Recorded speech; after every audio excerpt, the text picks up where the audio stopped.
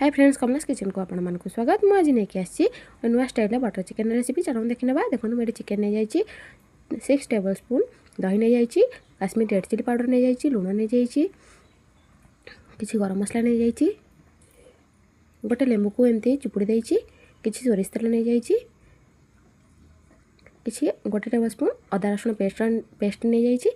भल भाव में एमती हाथ में मिक्स करनबा। देखो मुझे गोटे प्रेसर कुकर नहीं जाइए, किसी तेल किसी बटर को नहीं जाइए। देखो मुझे किसी खड़ा मसला ऐड कर देछि, तेजपत्र, दालचीनी, गुजराती, जावित्री, स्टार फूल, बड़ इलायची, छोट इलायची, गोलमरिच, लवंग, शाही जीरा एमती किसी खड़ा मसला ऐड कर देछि। देखो मुझे 3टी काश्मीरी रेड चिली ऐड कर देछि, 7 ରୁ 8टा काजू ऐड कर देछि। ताको आमे भल भाव में मिक्स करनबा। सेतिरे 2टी कटा होइथिबा पियाज को ऐड कर देछि, ताको आमे भल भाव में मिक्स कर दबा। देखंतु पियाज टिके नरम होआ पे दबा। सेतिरे मु 2टी टमाटो ऐड कर देछि, ताको आमे भल भाव में मिक्स करनबा।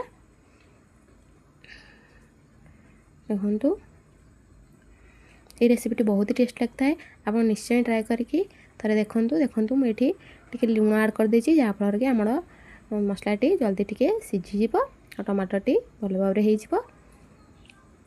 देखंतु मुझे धनिया पाउडर ऐड कर देछि, गोटे tablespoon red chilli, Kashmiri red chilli powder भी ऐड कर देछि।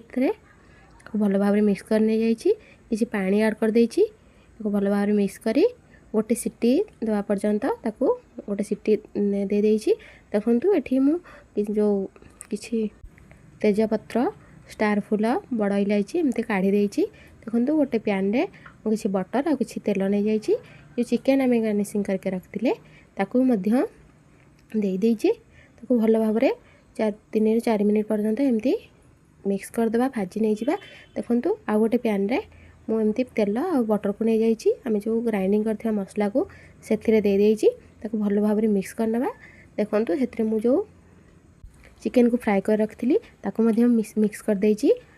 3-4 मिनिट पर्यंत घोड़े रखिली, तापर मु क्रीम ऐड कर देछि, ताकू भल भाव में मिक्स करनबा। देखंतु आउ 2-3 मिनिट मु कवर कर रखिली, तापर मु कसूरी मेथी ऐड कर देछि, गोटे टेबल स्पून हनी ऐड कर देछि, लास्ट रे गरम मसला पाउडर ऐड कर देछि, ताकू भल भाव में मिक्स करने जाइछि। देखंतु आज किसी अंगार को पोड़ी से किसी घी ऐड कर देछि, ताकू कवर कर रखी भल स्मोकी फ्लेवर आमर आसीबो चिकेन रे। देखंतु हम रेडी हो जाइछि बटर चिकेन। आप निश्चय ट्राए करंतु, मते कमेंट